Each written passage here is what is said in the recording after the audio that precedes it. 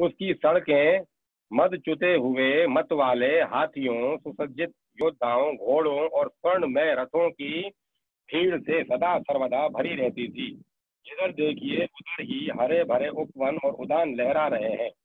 पात के पात वृक्ष फूलों से लदे हुए हैं।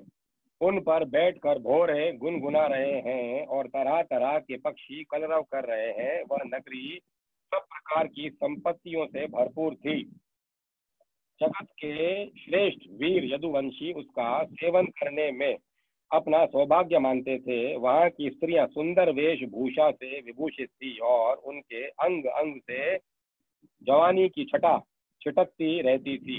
वे जब अपने महलों में गेंद आदि के खेल खेलती और उनका कोई अंग कभी दिख जाता तो ऐसा जान पड़ता मानो बिजली चमक रही है। लक्ष्मीपति भगवान की यही अपनी नगरी द्वारका थी। इसी में वे निवास करते थे। भगवान श्री कृष्ण 16,000 से अधिक पत्नियों के एकमात्र प्राण वल्लभ थे। उन पत्नियों के अलग अलग महल भी परम ऐश्वर्य से संपन्न थे। जितनी पत्नियां थी उतने ही अद्भुत रूप धारण करके वे उनके साथ विहार करते थे। सभी पत्नियों के महलों में सुंदर सुंदर सरोवर थे। उनका निर्मल जल खिले हुए नीले, पीले, श्वेत, लाल आदि भांति भांति के कमलों के पराग से महकता रहता था। उनमें झुंड के झुंड हंस, सारस आदि सुंदर सुंदर पक्षी चहकते रहते थे। भगवान श्री कृष्ण उन जलाशयों में तथा कभी कभी नदियों के जल में भी प्रवेश कर अपनी पत्नियों के साथ जल विहार करते थे। भगवान के साथ विहार करने वाली पत्नियां जब उन्हें अपने भुजापाश में बांध लेती, आलिंगन करती, तब भगवान के श्री अंगों में उनके वक्ष स्थल की केसर लग जाती थी। उस समय गंधर्व उनके यश का गान करने लगते और सुत, मागध और बंदी जन बड़े आनंद से मृदंग, ढोल, नगारे और वीणा आदि बाजे बजाने लगते। भगवान की पत्नियां कभी कभी हंसते हंसते पिचकारियों से उन्हें भिगो देती थी। वे भी उनको तर कर देते थे। इस प्रकार भगवान अपनी पत्नियों के साथ क्रीड़ा करते मानो यक्षराज कुबेर यक्षिणियों के साथ विहार कर रहे हैं। उस समय भगवान की पत्नियों के वक्षस्थल और जंगा आदि अंग वस्त्रों के भीग जाने के कारण उनमें से झलकने लगते। उनकी बड़ी बड़ी चोटियों और जोड़ों में से घुसे हुए फूल गिरने लगते। वे उन्हें भिगोते भिगोते पिचकारी छीन लेने के लिए उनके पास पहुंच जाती और उसी बहाने अपने प्रियतम का आलिंगन कर लेती। उनके स्पर्श से पत्नियों के हृदय में प्रेम भाव की अभिवृद्धि हो जाती, जिससे उनका मुख कमल खिल उठता। ऐसे अवसरों पर उनकी शोभा और भी बढ़ जाया करती। उस समय भगवान श्री कृष्ण की वनमाला उन रानियों के वक्ष स्थल पर लगी हुई केसर के रंग से रंग जाती। विहार में अत्यंत मग्न हो जाने के कारण घुंघराली अलकें उन्मुक्त भाव से विहार लहराने लगती। वे अपनी रानियों को भिगो देते और रानियां भी उन्हें सराबोर कर देती। भगवान श्री कृष्ण उनके साथ इस प्रकार विहार करते मानो कोई गजराज हथनियों से घिर कर उनके साथ क्रीड़ा कर रहे हों। भगवान श्री कृष्ण और उनकी पत्नियां क्रीड़ा करने के बाद अपने अपने वस्त्राभूषण उतार कर उन नटों और नर्तकियों को दे देते जिनकी जीविका केवल गाना बजाना ही है। परिचित भगवान इसी प्रकार उनके साथ विहार करते रहते। उनकी चाल ढाल, बातचीत, चितवन, मुस्कान, हाथ विलास और आलिंगन आदि से रानियों की चित्तवृत्ति उन्हीं की ओर खिंची रहती। उन्हें और किसी बात का स्मरण ही न होता। परिचित रानियों के जीवन सर्वस्व उनके एकमात्र हृदयेश्वर भगवान श्री कृष्ण ही थे। वे कमल नयन श्याम सुंदर के चिंतन में ही इतनी मगन हो जाती कि कई देर तक तो चुप हो रहती और फिर उन्मुक्त के समान असंबद्ध बातें कहने लगती। कभी कभी तो भगवान श्री कृष्ण की उपस्थिति में ही प्रेमोन्माद के कारण उनके विहार का अनुभव करने लगती और न जाने क्या क्या कहने लगती। मैं उनकी बात तुम्हें सुनाता हूँ। रानियां कहती, अरे कुरीरी, अब तो बड़ी रात हो गई है, संसार में सब और सन्नाटा छा गया है। देख, इस समय स्वयं भगवान अपना अखंड बोध छिपा कर सो रहे हैं और मुझे नींद ही नहीं आती।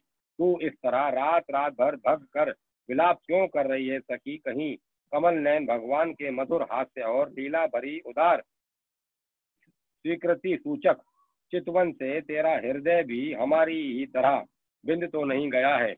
अरे चकवी, तूने रात के समय अपने नेत्र क्यों बंद कर लिए हैं? क्या तेरे पति देव कहीं विदेश चले गए हैं कि तू इस प्रकार करुण स्वर से पुकार रही है? हाय हाय, तो तब तो तू बड़ी दुखनी है, परंतु हो न हो तेरे हृदय में भी हमारे ही समान भगवान की दासी होने का भाव जग गया है।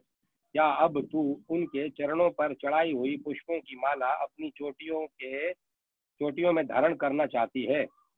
अहो सुमद्र, तुम निरंतर गरजते रहते समुद्र अरे अहो समुद्र, तुम निरंतर गरजते हो ही रहते हो, तुम्हें नींद नहीं आती क्या?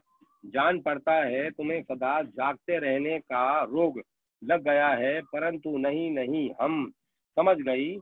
हमारे प्यारे श्याम सुंदर ने तुम्हारे धैर्य, गंभीर्य आदि स्वाभाविक गुण छीन लिए हैं। क्या इसी से तुम हमारे ही समान ऐसी व्याधि के शिकार हो गए हो जिसकी कोई दवा नहीं है? चंद्रदेव, तुम्हें बहुत बड़ा रोग राजश्मा हो गया है, इसी से तुम इतने क्षीण हो रहे हो। अरे राम राम, अब तुम अपनी किरणों के से अंधेरा भी नहीं हटा सकते क्या? हमारी ही भांति तो हमारे प्यारे श्याम सुंदर की मीठी मीठी रहस्य की बातें भूल जाने के कारण तुम्हारी बोलती बंद हो गई है क्या? उनकी उसकी चिंता से तुम मौन हो रहे हो? मलय नील, हमने तेरा क्या बिगाड़ा है जो तू हमारे हृदय में काम का संचार कर रहा है? अरे तू नहीं जानता क्या, भगवान की तिरछी चितवन से हमारा हृदय तो पहले से ही घायल हो गया है। श्रीमान मेघ, तुम्हारे शरीर का सौंदर्य तो हमारे प्रियतम जैसा ही है। अवश्य ही तुम यदुवंश शिरोमणि भगवान के परम प्यारे हो, तभी तो तुम हमारी ही भांति प्रेम पाश में बंद कर इसका ध्यान कर रहे हो। देखो देखो, तुम्हारा हृदय चिंता से भर रहा है, तुम उनके लिए अत्यंत उत्कंठित हो रहे हो, तभी तो बार बार उनकी याद करके हमारी ही भांति आंसुओं की धारा बहा रहे हो। श्याम घन, सचमुच घनश्याम से नाता जोड़ना घर बैठे पीड़ा मोल लेना है। री कोयल, तेरा गला बड़ा ही सुरीला है, मीठी बोली बोलने वाले हमारे प्राण प्यारे के समान ही मधुर स्वर से तू बोलती है। सचमुच तेरी बोली में सुधा घुली हुई है, जो प्यारे के विरह से मरे हुए प्रेमियों को जिलाने वाली है। तू ही बता, इस समय हम तेरा क्या प्रिय करें? प्रिय पर्वत, तुम बड़े उदार विचार के हो, तुमने ही पृथ्वी को भी धारण कर रखा है। न तुम हिलते डुलते हो और न कुछ कहते सुनते हो। जान पड़ता है कि किसी बड़ी बात की चिंता में मग्न हो रहे हो। ठीक है, हम समझ गई। तुम हमारी ही भांति चाहते हो कि अपने स्तनों के समान बहुत से शिखरों पर मैं भी भगवान श्याम सुंदर के चरण कमल धारण करूं। समुद्र पत्नी नदियों, यह ग्रीष्म ऋतु है, तुम्हारे कुंड सूख गए हैं, अब तुम्हारे अंदर खिले हुए कमलों का सौंदर्य नहीं दिखता। तुम बहुत दुबली पतली हो गई हो। जान पड़ता है जैसे हम अपने प्रियतम श्याम सुंदर की प्रेम भरी चितवन न पाकर उनका हृदय खो बैठी है और अत्यंत दुबली पतली हो गई है, वैसे ही तुम भी मेघों के द्वारा अपने प्रियतम समुद्र का जल न पाकर ऐसी दीनहीन हो गई हो। हंस, आओ आओ, भले आए, स्वागत है, आसन पर बैठो, लो दूध पियो। प्रिय हंस, श्याम सुंदर की कोई बात तो सुनाओ। हम समझती हैं कि तुम उनके दूत हो, किसी के वश में न होने वाले। श्याम सुंदर सकुशल तो है न? अरे भाई, उनकी मित्रता तो बड़ी अस्थिर है, क्षणभंगुर है। एक बात तो बतलाओ, उन्होंने हमसे कहा था कि तुम ही हमारे परम प्रियतम हो। क्या अब उन्हें यह बात याद है? जाओ जाओ, हम तुम्हारी अनुनय विनय नहीं सुनती। जब वे हमारी परवाह नहीं करते तो हम उनके पीछे क्यों मरें? शूद्र के दूत, हम उनके पास नहीं जाती। क्या कहा? हम वे हमारी इच्छा पूर्ण करने के लिए ही आना चाहते हैं। अच्छा, तब उन्हें तो यह बुला लाना। तो तब उन्हें तो यहाँ बुला लाना, हमसे बातें करना, परंतु कहीं लक्ष्मी को साथ न ले आना। तब क्या वे लक्ष्मी को छोड़कर यहाँ नहीं आना चाहते? यह कैसी बात है? क्या स्त्रियों में लक्ष्मी ही एक ऐसी है जिसका भगवान से अनन्य प्रेम है? क्या हम में से कोई भी एक भी ऐसी वैसी नहीं है? परीक्षित, श्री कृष्ण पत्नियां योगेश्वर भगवान श्री कृष्ण में ऐसा ही अनन्य प्रेम भाव रखती थी, इसी से उन्होंने परम पद प्राप्त किया। भगवान श्री कृष्ण की लीलाएं अनेकों प्रकार से अनेकों गीतों द्वारा गान की गई हैं। वे इतनी मधुर, इतनी मनोहर है कि उनके सुनने मात्र से स्त्रियों का मन बलात् उनकी ओर खिंच जाता है। फिर जो स्त्रियां उन्हें अपने नेत्रों से देखती थी, उनके संबंध में तो कहना ही क्या है। जिन बड़भागिनी स्त्रियों ने जगत गुरु भगवान श्री कृष्ण को अपना पति मानकर परम प्रेम से उनके चरण कमलों को सहला, उन्हें नहलाया, धुलाया, खिलाया, पिलाया, तरह तरह से उनकी सेवा की, उनकी तपस्या का वर्णन तो भला किया ही कैसे जा सकता है। परीक्षित, भगवान श्री कृष्ण सत्पुरुषों के एकमात्र आश्रय हैं। उन्होंने वेदोक्त धर्म का बार बार आचरण करके लोगों को यह बात दिखला दी है कि घर ही धर्म, अर्थ और काम साधन का स्थान है। इसीलिए वे गृहस्थोचित श्रेष्ठ धर्म का आश्रय लेकर व्यवहार कर रहे थे। परीक्षित, मैं तुमसे कह ही चुका हूँ कि उनकी रानियों की संख्या थी 16,108। उन श्रेष्ठ स्त्रियों में से रुक्मणी आदि 8 पटरानियां और उनके पुत्रों का तो पहले ही क्रम से वर्णन कर चुका हूँ। उनके अतिरिक्त भगवान श्री कृष्ण की और जितनी पत्नियां थी, उनसे भी प्रत्येक के 10-10 पुत्र उत्पन्न किए। यह कोई आश्चर्य की बात नहीं है, क्योंकि भगवान सर्वशक्तिमान और सत्य संकल्प हैं। भगवान के परम पराक्रमी पुत्रों में 18 तो महारथी थे, जिनका यश सारे जगत में फैला हुआ था।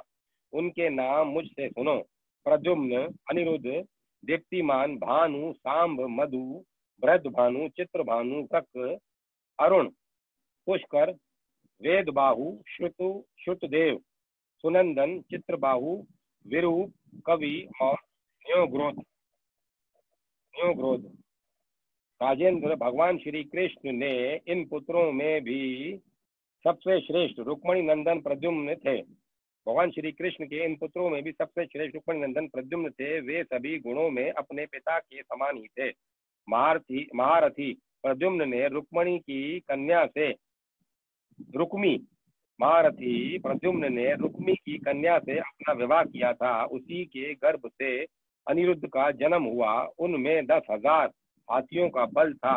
रुक्मी के दोहित्रे अनिरुद्ध ने अपने नाना की पोती से विवाह किया। उसके गर्भ से वज्र का जन्म हुआ। ब्राह्मणों के शाप से पैदा हुए मूसल के द्वारा यदुवंश का नाश हो जाने पर एकमात्र वे ही बच रहे थे।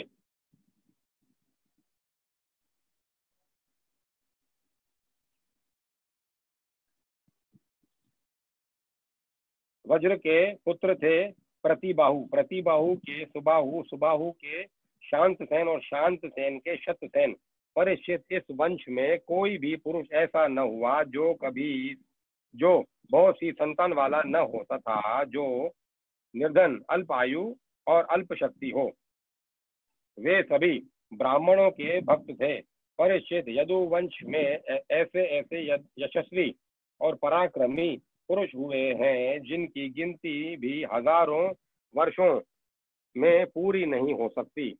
मैंने ऐसा सुना है कि यदुवंश के बालकों को शिक्षा देने के लिए 3 करोड़ 88 लाख आचार्य थे। ऐसी स्थिति में महात्मा यदुवंशियों की संख्या तो बताई ही कैसे जा सकती है। स्वयं महाराज अग्रसेन के साथ 1 मील के लगभग सैनिक रहते थे। परीक्षित, प्राचीन काल में देवासुर संग्राम के समय बहुत से भयंकर असुर मारे गए थे। वे ही मनुष्यों में उत्पन्न हुए और बड़े घमंड से जनता को सताने लगे। उनका दमन करने के लिए भगवान की आज्ञा से देवताओं ने ही यदुवंश में अवतार लिया था। परीक्षित, उनके कुलों की संख्या 101 थी। वे सब भगवान श्री कृष्ण को ही अपना स्वामी और आदर्श मानते थे। जो यदुवंशी उनके अनुयायी थे, उनकी सब प्रकार से उन्नति हुई। यदुवंशियों का चित्त इस प्रकार भगवान श्री कृष्ण में लगा रहता था कि उन्हें सोने, बैठने, घूमने फिरने, बोलने, खेलने और नहाने धोने आदि कामों में अपने शरीर की भी सुधि नहीं रहती थी। वे जानते ही न थे कि हमारा शरीर क्या रह गया है। उनकी समस्त शारीरिक क्रियाएं यंत्र की भांति अपने आप होती रहती थी। परीक्षित, भगवान का चरण धोवन गंगा जी अवश्य ही समस्त तीर्थों में महान एवं पवित्र है, परंतु जब स्वयं परम तीर्थ स्वरूप भगवान ने ही यदुवंश में अवतार ग्रहण किया, तब तो गंगा जल की महिमा अपने आप ही उनके सुयश तीर्थ की अपेक्षा कम हो गई। भगवान के स्वरूप की यह इतनी कितनी बड़ी महिमा है कि उनसे प्रेम करने वाले भक्त और द्वेष करने वाले शत्रु दोनों ही उनके स्वरूप को प्राप्त हुए। जिस लक्ष्मी को प्राप्त करने के लिए बड़े बड़े देवता यत्न करते रहते हैं, वे ही भगवान की सेवा में नित्य निरंतर लगी रहती हैं। भगवान का नाम एक बार सुनने अथवा उच्चारण करने से ही सारे अमंगलों को नष्ट कर देता है। ऋषियों के वंशजों में जितने भी धर्म प्रचलित हैं, सबके संस्थापक भगवान श्री कृष्ण ही हैं। वे अपने हाथ में काल स्वरूप चक्र लिए रहते हैं। परीक्षित, ऐसी स्थिति में पृथ्वी का भार उतार देते हैं, यह कौन बड़ी बात है? परीक्षित, ऐसी स्थिति में वे पृथ्वी का भार उतार देते हैं, यह कौन सी बड़ी बात है? भगवान श्री कृष्ण ही समस्त जीवों के आश्रय स्थान है। यद्यपि वे सदा सर्वदा सर्वत्र उपस्थित ही रहते हैं, फिर भी कहने के लिए उन्होंने देवकी जी के गर्भ से जन्म लिया है। यदुवंशी वीर पार्षदों के रूप में उनकी सेवा करते रहते हैं। उन्होंने अपने भुजबल से अधर्म का अंत कर दिया। परीक्षित, भगवान स्वभाव से ही चराचर जगत का दुख मिटाते रहते हैं। उनकी मंद मंद मुस्कान से युक्त सुंदर मुखारविंद ब्रजवासियों और पुर स्त्रियों के हृदय में प्रेम भाव का संचार करता रहता है। वास्तव में सारे जगत पर वही विजयी हैं। उन्हीं की जय हो, जय हो। परीक्षित, प्रकृति से अतीत परमात्मा ने अपने द्वारा स्थापित धर्म मर्यादा की रक्षा के लिए दिव्य लीला शरीर ग्रहण किया और उसके अनुरूप अनेकों अद्भुत चरित्रों का अभिनय किया। उनका एक एक कर्म स्मरण करने वालों के कर्म बंधनों को काट डालने वाला है। जो यदुवंश शिरोमणि भगवान श्री कृष्ण के चरण कमलों की सेवा का अधिकार प्राप्त करना चाहे, उसे उनकी लीलाओं का श्रवण करना चाहिए। परीक्षित, जब मनुष्य प्रति क्षण भगवान श्री कृष्ण की मनुहारिणी लीला कथाओं का अधिकाधिक श्रवण, कीर्तन और चिंतन करने लगता है, तब उसकी यही भक्ति उसे भगवान के परम धाम में पहुंचा देती है। यद्यपि काल की गति के परे पहुंच जाना बहुत ही कठिन है, परंतु भगवान के धाम में काल की दाल नहीं गलती। वह यहाँ तक पहुंच ही नहीं पाता। उसी धाम की प्राप्ति के लिए उनके सम्राटों ने अपना राजपाट छोड़कर तपस्या करने के उद्देश्य से जंगल की यात्रा की है। इसीलिए मनुष्य को उनकी लीला कथा का श्रवण करना चाहिए। इति दशम स्कंद उत्तरार्ध समाप्त। हरिओम तत्सत। श्री राधा कृष्णाभम नमः। श्रीमद् भगवत महापुराण 11 अध्याय। ओम नमो भगवते वासुदेवाय। श्रीमद् भगवत महापुराण एकादश स्कंद पहला अध्याय यदुवंश को ऋषियों का श्राप। व्यास नंदन भगवान श्री सुखदेव जी कहते हैं, परीक्षित, भगवान श्री कृष्ण ने बलराम जी तथा अन्य यदुवंशियों के साथ मिलकर बहुत से दैत्यों का संहार किया तथा कौरवों और पांडवों में ही शीघ्र मार काट मचाने वाला अत्यंत प्रबल कलह उत्पन्न करके पृथ्वी का भार उतार दिया। कौरवों ने कपट पूर्ण जुए से, तरह तरह के अपमानों से तथा द्रौपदी के केश खींचने आदि अत्याचारों से पांडवों को अत्यंत क्रोधित कर दिया था। उन्हीं पांडवों को निमित्त बनाकर भगवान श्री कृष्ण ने दोनों पक्षों में एकत्र हुए राजाओं को मरवा डाला और इस प्रकार पृथ्वी का भार हल्का कर दिया। अपने बाहुबल से सुरक्षित यदुवंशियों के द्वारा पृथ्वी के भार राजा और उनकी सेना का विनाश करके प्रमाणों के द्वारा ज्ञान के विषय न होने वाले भगवान श्री कृष्ण ने विचार किया कि लोक दृष्टि से पृथ्वी का भार दूर हो जाने पर भी वस्तुतः मेरी दृष्टि से अभी तक दूर नहीं हुआ, क्योंकि जिस पर कोई विजय नहीं प्राप्त कर सकता वह यदुवंश अभी पृथ्वी पर विद्यमान है। यह यदुवंश मेरे आश्रित है और हाथी, घोड़े, जन बल, धन बल आदि विशाल वैभव के कारण उच्छृंखल हो रहा है। अन्य किसी देवता आदि से भी इसकी किसी प्रकार पराजय नहीं हो सकती। बस मैं वन में परस्पर संघर्ष से उत्पन्न अग्नि के समान इस यदुवंश में भी परस्पर कलह खड़ा करके मैं शांति प्राप्त कर सकूंगा और इसके बाद अपने धाम में जाऊंगा। राजन, भगवान सर्वशक्तिमान और सत्य संकल्प हैं। उन्होंने इस प्रकार अपने मन में निश्चय करके ब्राह्मणों के शाप के बहाने अपने ही वंश का संहार कर डाला। सबको समेटकर अपने धाम में ले गए। परीक्षित, भगवान की वह मूर्ति त्रिलोकी के सौंदर्य का तिरस्कार करने वाली थी। उन्होंने अपनी सौंदर्य माधुरी से सबके नेत्र अपनी ओर आकर्षित कर लिए थे। उनकी वाणी, उनके उपदेश परम मधुर, दिव्याति दिव्य थे। उनके द्वारा उन्हें स्मरण करने वालों के चित्त उन्होंने छीन लिए थे। उनके चरण कमल त्रिलोक सुंदर थे। जिसने उनके एक चरण चिन्ह का भी दर्शन कर लिया, उसकी बहिर्मूर्खता दूर भाग गई। वह कर्म परपंच से ऊपर उठकर उन्हीं की सेवा में लग गया। उन्होंने अनायास ही पृथ्वी में अपनी कीर्ति का विस्तार कर दिया, जिसका बड़े बड़े सुकवियों ने बड़ी ही सुंदर भाषा में वर्णन किया है।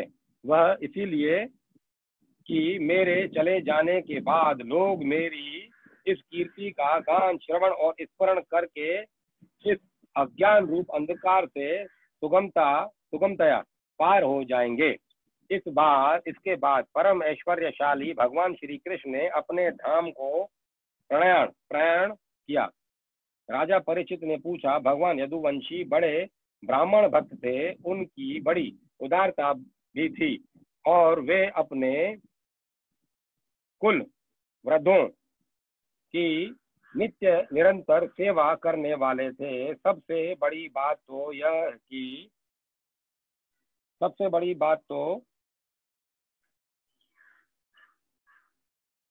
यह थी कि उनका चित्त भगवान श्री कृष्ण में लगा रहता था। फिर उनसे ब्राह्मणों का अपराध कैसे बन गया और क्यों ब्राह्मणों ने उन्हें शाप दिया? भगवान के परम प्रेमी विप्रवर, उस श्राप का कारण क्या था तथा क्या स्वरूप था?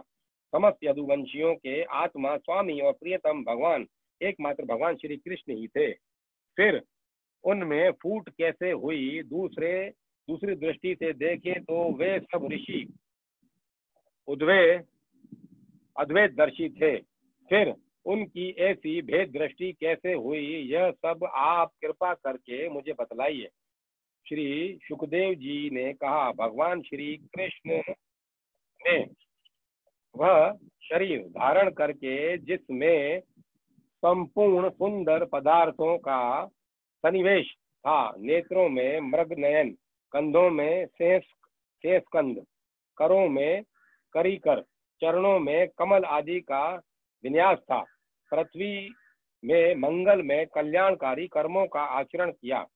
वे पूर्ण काम प्रभु द्वारका धाम में रहकर क्रीड़ा करते रहे और उन्होंने अपनी उदार कीर्ति की स्थापना की, जो कीर्ति स्वयं अपने आशय आशय तक का दान कर सके, वह उदार है। अंत में श्री हरि ने अपने कुल के संहार उपसंहार की इच्छा की, क्योंकि अब पृथ्वी का भार उतरने में इतना ही कार्य शेष रह गया था। भगवान श्री कृष्ण ने ऐसे परम मंगलमय और पुण्य प्रापक कर्म किए, जिनका गान करने वाले लोगों के सारे कलिमल नष्ट हो जाते हैं। अब भगवान श्री कृष्ण महाराज उग्रसेन की राजधानी द्वारकापुरी में वसुदेव के घर यादवों का संहार करने के लिए काल रूप में ही निवास कर रहे थे। उस समय उनके विदा कर देने पर विश्वामित्र, आसित, कणव, दुर्वासा, भृगु,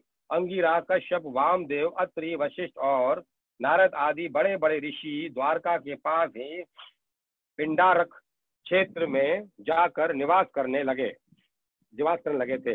एक दिन यदुवंश के कुछ उद्दंड कुमार खेलते खेलते उनके पास जा पहुंचे। उन्होंने बनावटी नम्रता से उनके चरणों में प्रणाम करके प्रश्न किया। वे जाम्बती नंदन सांब को स्त्री के वेश में सजा कर ले गए और कहने लगे, ब्राह्मणों, यह कजरारी आंखों वाली सुंदरी गर्भवती है। यह आपसे एक बात पूछना चाहती है, परंतु स्वयं पूछने में सकुचाती है। आप लोगों का ज्ञान अमोघ अभात है, आप सर्वज्ञ हैं। इसे पुत्र की बड़ी लालसा है और अब प्रसव का समय निकट आ गया है। आप लोग बतलाइएगी, यह कन्या जनेगी या पुत्र? परीक्षित, जब उन कुमारों ने इस प्रकार उन ऋषि मुनियों को धोखा देना चाहा, तब वे भगवत प्रेरणा से क्रोधित हो उठे। उन्होंने कहा, मूर्खों, यह एक ऐसा मूसल पैदा करेगी जो तुम्हारे कुल का नाश करने वाला होगा। मुनियों की यह बात सुनकर वे बालक बहुत ही डर गए। उन्होंने तुरंत सांब का पेट खोलकर देखा तो सचमुच उसमें एक लोहे का मूसल मिला। अब तो वे पछताने लगे कि और कहने लगे, हम बड़े अभागे हैं, देखो हम लोगों ने यह क्या अनर्थ कर डाला। अब लोग हमें क्या कहेंगे? इस प्रकार वे बहुत ही घबरा गए तथा मूसल लेकर अपने निवास स्थान में गए। उस समय उनके चेहरे फीके पड़ गए थे, मुख कमला गए थे। उन्होंने भरी सभा में सब यादवों के सामने ले जाकर वह मूसल रख दिया और राजा उग्रसेन से सारी घटना कह सुनाई।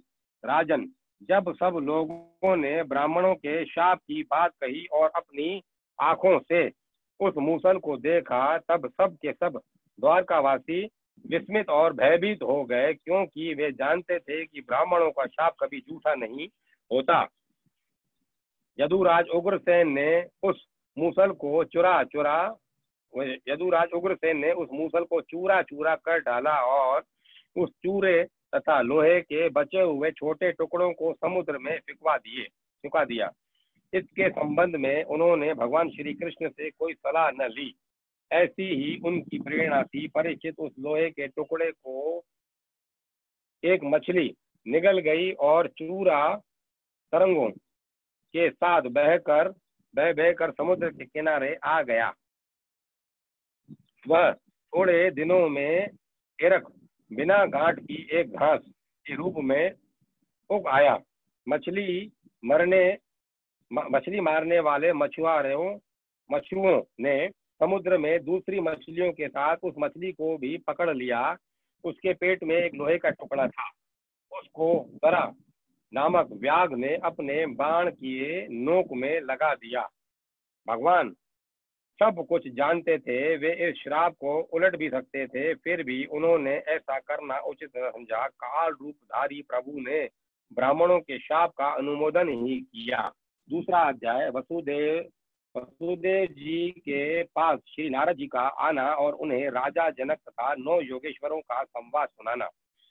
श्री सुखदेव जी कहते हैं, कुरुनंदन देव ऋषि नारद के मन में भगवान श्री कृष्ण की सन्निधि में रहने की बड़ी लालसा थी, इसीलिए वे श्री कृष्ण के निज बाहुओं से सुरक्षित द्वारका में, जहां दक्ष आदि के शाप का कोई भय नहीं था, विदा कर देने पर भी पुनः पुनः आकर प्राय रहा ही करते थे। राजन, ऐसा कौन प्राणी है जिसे इंद्रियां तो प्राप्त हो और वह भगवान के ब्रह्मा आदि बड़े बड़े देवताओं के भी उपासक चरण कमलों की दिव्य गंध, मधुर मकरंद रस, अलौकिक रूप माधुरी, सुकुमार स्पर्श और मंगलमय ध्वनि का सेवन करना न चाहे, क्योंकि वह यह बेचारा प्राणी सब ओर से मृत्यु से ही घिरा हुआ है। एक दिन की बात है, देव ऋषि नारद वसुदेव जी के यहाँ पधारे। वसुदेव जी ने उनका अभिवादन किया तथा आराम से बैठ जाने पर विधि पूर्वक उनकी पूजा की और उसके बाद पुनः प्रणाम करके उनसे यह बात कही।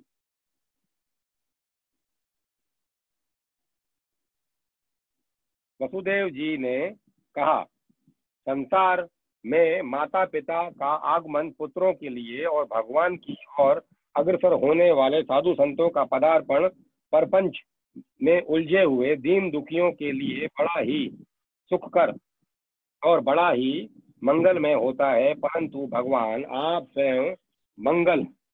स्वयं भगवत स्वरूप हैं।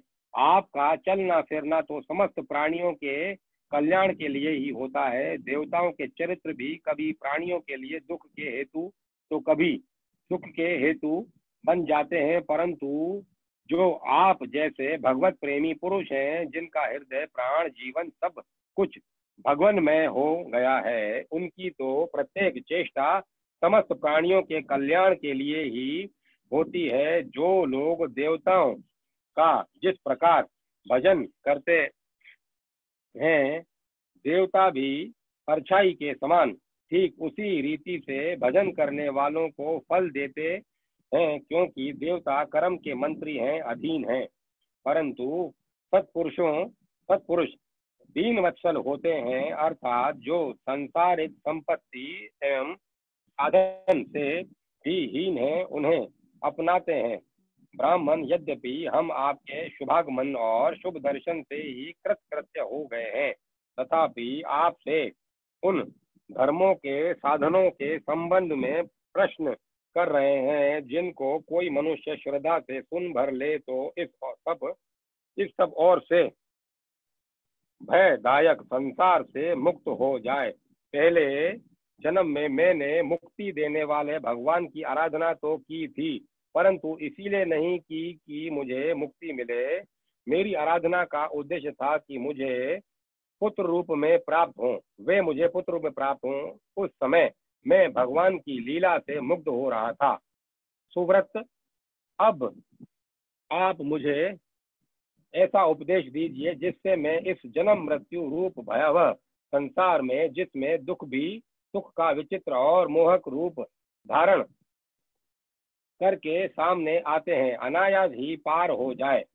श्री सुखदेव जी कहते हैं, राजन, बुद्धिमान वसुदेव जी ने भगवान के स्वरूप और गुण आदि के श्रवण के अभिप्राय से ही यह प्रश्न किया था। देव ऋषि नारद उनका प्रश्न सुनकर भगवान के अचिंत्य अनंत कल्याण में गुणों के स्मरण में तन्मय हो गए और प्रेम एवं आनंद से भरकर वसुदेव जी से बोले।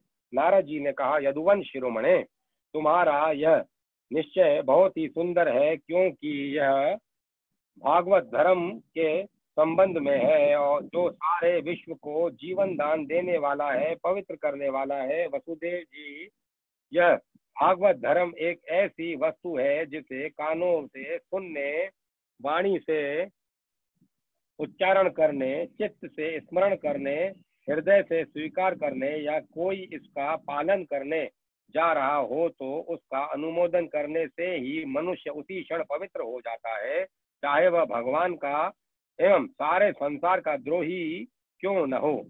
जिनके गुण, लीला और नाम आदि का श्रवण तथा कीर्तन पतितों को भी पावन करने वाला है। उन्हीं परम कल्याण स्वरूप मेरे आराध्य देव भगवान नारायण का तुमने जो मुझे स्मरण कराया है। वसुदेव जी, तुमने मुझसे जो प्रश्न किया है इस संबंध में संत पुरुष एक प्राचीन इतिहास कहा करते हैं। वह इतिहास है ऋषभ के पुत्र 9 योगेश्वरों और महात्मा विदेह का शुभ संवाद। तुम जानते ही हो कि स्वयंभू मनु के एक प्रसिद्ध पुत्र थे प्रियव्रत। प्रियव्रत के आग्निग्रह आग्निग्रह के नाभि और नाभि के पुत्र हुए वृषभ। शास्त्रों ने उन्हें भगवान वासुदेव का अंश कहा है। मोक्ष धर्म का उपदेश करने के लिए उन्होंने अवतार ग्रहण किया था। उनके 100 पुत्र थे और सब के सब वेदों के पारदर्शी विद्वान थे। उनमें सबसे बड़े थे राज ऋषि भरत। वे भगवान नारायण के परम प्रेमी भक्त थे। उन्हीं के नाम से यह भूमि खंड जो पहले अजनाब वर्ष कहलाता था, भारतवर्ष कहलाया। यह भारतवर्ष भी एक अलौकिक स्थान है। राज ऋषि भरत ने सारी पृथ्वी का राजभोग किया, परंतु अंत में उसे छोड़कर वन में चले गए। वहां उन्होंने तपस्या के द्वारा भगवान की उपासना की और 3 जन्मों में वे भगवान को प्राप्त हुए। भगवान वृषभ देव के शेष 99 पुत्रों में 9 पुत्र तो इस भारत वर्ष में अब और इस भारतवर्ष के सब और स्थित 9 द्वीपों के अधिपति हुए और 81 पुत्र कर्मकांड 79 कर्मकांड के रचयिता ब्राह्मण हो गए। शेष 9 सन्यासी हो गए। वे बड़े ही भाग्यवान थे। उन्होंने आत्मविद्या के संपादन में बड़ा परिश्रम किया था और वास्तव में वे उसमें बड़े निपुण थे। वे प्राय दिगंबर ही रहते थे और अधिकारियों को परमार्थ वस्तुओं का उपदेश किया करते थे। उनके नाम थे कवि, हरि, अंतरिक्ष, प्रबुद्ध, पिपलायन, आहिर, आविहोत्र, द्रुमिल, चमस और करभाजन। वे इस कार्य कारण और व्यक्त अव्यक्त भगवत रूप जगत को अपने आत्मा से अभिन्न अनुभव करते हुए पृथ्वी पर स्वच्छंद विचरण करते थे। उनके लिए कहीं भी रोक टोक न थी।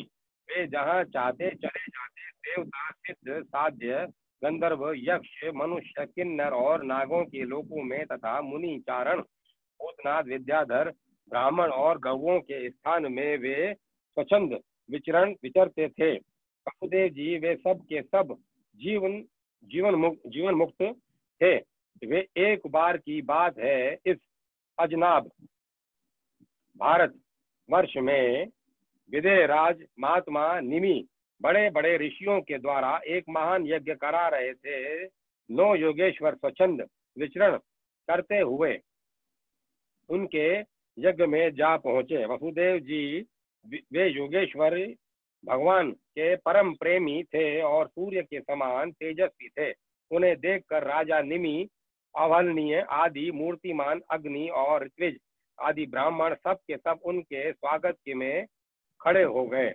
विदेहराज निमि ने उन्हें भगवान के परम प्रेमी भक्त जानकर यथा योग्य आसन पर बिठाया और प्रेम तथा आनंद से भरकर विधि पूर्वक उनकी पूजा की। वे 9 योगेश्वर अपने अंगों की कांति से इस प्रकार चमक रहे थे मानो साक्षात ब्रह्मा जी के पुत्र सनकादि मुनीश्वर ही हों। राजा निमि ने विनय से झुककर परम प्रेम के साथ उनसे प्रश्न किया। विदेहराज निमि ने कहा, भगवान, मैं ऐसा समझता हूँ कि आप लोग मधुसूदन भगवान के पार्षद ही हैं, क्योंकि भगवान के पार्षद संसारी प्राणियों को पवित्र करने के लिए विचरण किया करते हैं। जीवों के लिए मनुष्य शरीर का प्राप्त होना दुर्लभ है।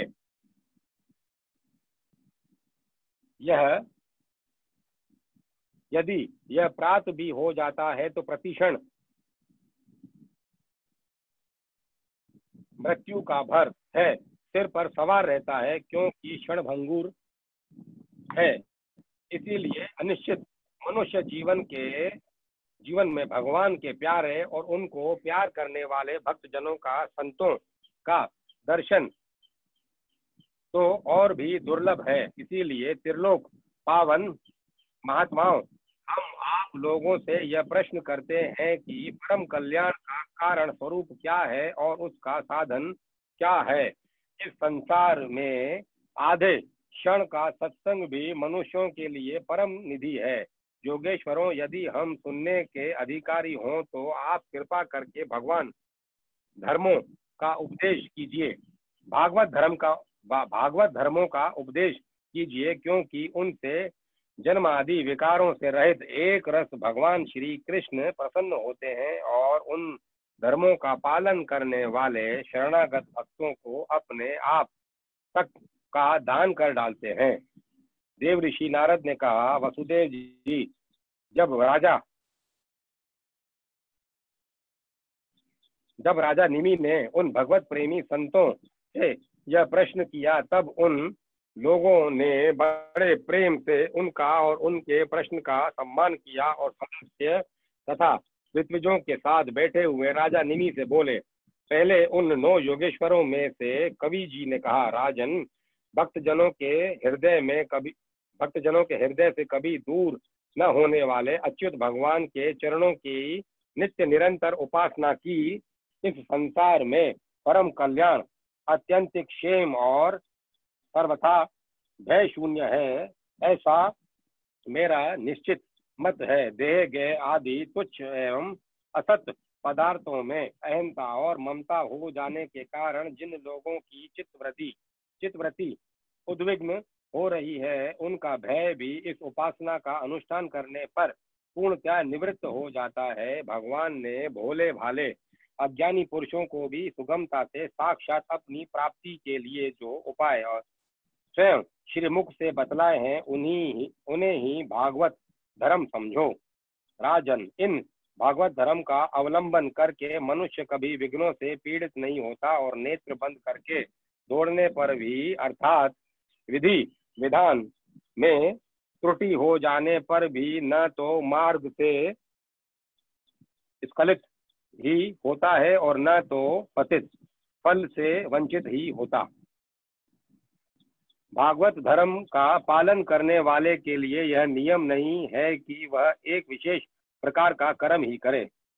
वह शरीर से, वाणी से, मन से, इंद्रियों से, बुद्धि से, अहंकार से अनेक जन्मों अथवा एक जन्म की आदतों से स्वभाववश जो जो करे, वह सब परम पुरुष भगवान नारायण के लिए ही है। इस भाव से उन्हें समर्पण कर दे। यही सरल से सरल सीधा सा भागवत धर्म है। ईश्वर से विमुख पुरुषों को उनकी माया से अपने स्वरूप की विस्मृति हो जाती है और इस विस्मृति से ही मैं देवता हूँ, मैं मनुष्य हूँ, इस प्रकार का भ्रम विप्रयर हो जाता है। इस देह आदि अन्य वस्तु में अभिनिवेश तन्मयता होने के कारण ही बुढ़ापा, मृत्यु, रोग आदि अनेकों भय होते हैं। इसीलिए अपने गुरु को ही आराध्य देव परम प्रियतम मानकर अनन्य भक्ति के द्वारा इस ईश्वर का अनन्य भक्ति के द्वारा उस ईश्वर का भजन करना चाहिए। राजन, सच पूछो तो भगवान के अतिरिक्त, आत्मा के अतिरिक्त और कोई वस्तु है ही नहीं, परंतु न होने पर भी उसकी प्रतीति उसका चिंतन करने वाले को इसके चिंतन के कारण इधर उधर मन लगने के कारण ही होती है। जैसे स्वप्न के समय स्वप्न दृष्टा की कल्पना से तथा जागृत अवस्था में नाना प्रकार के मनोरथों से एक विलक्षण ही सृष्टि दिखने लगती है। इसीलिए विचारवान पुरुषों को चाहिए कि सांसारिक कर्मों के संबंध में संकल्प विकल्प करने वाले मन को रोक दे, कैद कर ले। बस ऐसा करते ही उसे अभय पद की, परमात्मा की प्राप्ति हो जाएगी। संसार से में भगवान के जन्म की और लीला की बहुत सी मंगलमयी कथाएं प्रसिद्ध हैं, उनको सुनते रहना चाहिए। उन गुणों और लीलाओं का स्मरण दिलाने वाले भगवान के बहुत से नाम भी प्रसिद्ध हैं। लाज संकोच छोड़कर उनका गान करते रहना चाहिए। इस प्रकार किसी भी व्यक्ति, वस्तु और स्थान में आसक्ति न करके विचरण करते रहना चाहिए। जो इस प्रकार विशुद्ध व्रत नियम ले लेता है, उसके हृदय में अपने परम प्रियतम प्रभु के नाम कीर्तन से अनुराग का, प्रेम का अंकुर उग आता है। उसका चित्त द्रवित हो जाता है। अब वह साधारण लोगों की स्थिति से ऊपर उठ जाता है, लोगों की मान्यता धारणाओं से परे हो जाता है और दंभ से नहीं, स्वभाव से ही मतवाला सा होकर कभी खिलखिलाकर हंसने लगता है, तो कभी फूट फूट कर रोने लगता है। कभी ऊंचे स्वर में भगवान को पुकारने लगता है, तो कभी मधुर स्वर में उनके गुणों का गान करने लगता है। कभी कभी जब वह अपने प्रियतम को अपने नेत्रों के सामने अनुभव करता है, तब उन्हें रिझाने के लिए नृत्य भी करने लगता है। राजन, यह आकाश, वायु, अग्नि, जल, पृथ्वी, ग्रह, नक्षत्र, प्राणी, दिशाएं, वृक्ष, वनस्पति, नदी, समुद्र, सब के सब भगवान के शरीर हैं। सभी रूपों में स्वयं भगवान प्रकट हैं। ऐसा समझकर वह जो कोई भी उसके सामने आ जाता है, चाहे वह प्राणी हो या अप्राणी, उसे अनन्य भाव से, भगवत भाव से प्रणाम करता है। जैसे भोजन करने वाले को प्रत्येक ग्रास के साथ ही तृष्टि, तृप्ति अथवा सुख, पुष्टि, जीवन शक्ति का संचार और क्षुधा निवृत्ति, ये तीनों एक साथ होते ही जाते है, वैसे ही जो मनुष्य भगवान की शरण लेकर उनका भजन करने लगता है, उसे भजन के प्रत्येक क्षण में भगवान के प्रति प्रेम, अपने प्रेमास्पद प्रभु के स्वरूप का अनुभव और उनके अतिरिक्त अन्य वस्तुओं में वैराग्य, इन तीनों की एक साथ ही प्राप्ति होती जाती है। राजन, इस प्रकार जो प्रति क्षण एक एक वृत्ति के द्वारा भगवान के चरण कमलों का ही भजन करता है, उसे भगवान के प्रति प्रेममयी भक्ति, संसार के प्रति वैराग्य और अपने प्रियतम भगवान के स्वरूप की स्मृति, ये सब अवश्य ही प्राप्त होते हैं। वह भागवत हो जाता है, और जब ये सब प्राप्त हो जाते हैं, तब वह स्वयं परम शांति का अनुभव करने लगता है। राजा निमि ने पूछा, योगेश्वर, अब कृपा करके भागवत भक्त का लक्षण वर्णन कीजिए। इसके क्या धर्म है और कैसा स्वभाव होता है? वह मनुष्यों के साथ व्यवहार करते समय कैसा आचरण करता है, क्या बोलता है और किन लक्षणों के कारण भगवान का प्यारा होता है? अब 9 योगेश्वरों में से दूसरे हरि जी बोले, राजन, आत्मस्वरूप भगवान समस्त प्राणियों में आत्मस्वरूप से नियंता रूप से स्थित हैं, जो कहीं भी न्यूनाधिकता न देकर सर्वत्र परिपूर्ण भगवत सत्ता को ही देखता है, और साथ ही समस्त प्राणियों और समस्त पदार्थ आत्मस्वरूप भगवान में ही आगे रूप से अथवा अध्यस्त रूप से स्थित है, अर्थात वास्तव में भगवत स्वरूप ही है। इस प्रकार का जिनका अनुभव है, ऐसी जिसकी सिद्ध दृष्टि है, उसे भगवान का परम प्रेमी उत्तम भागवत समझना चाहिए।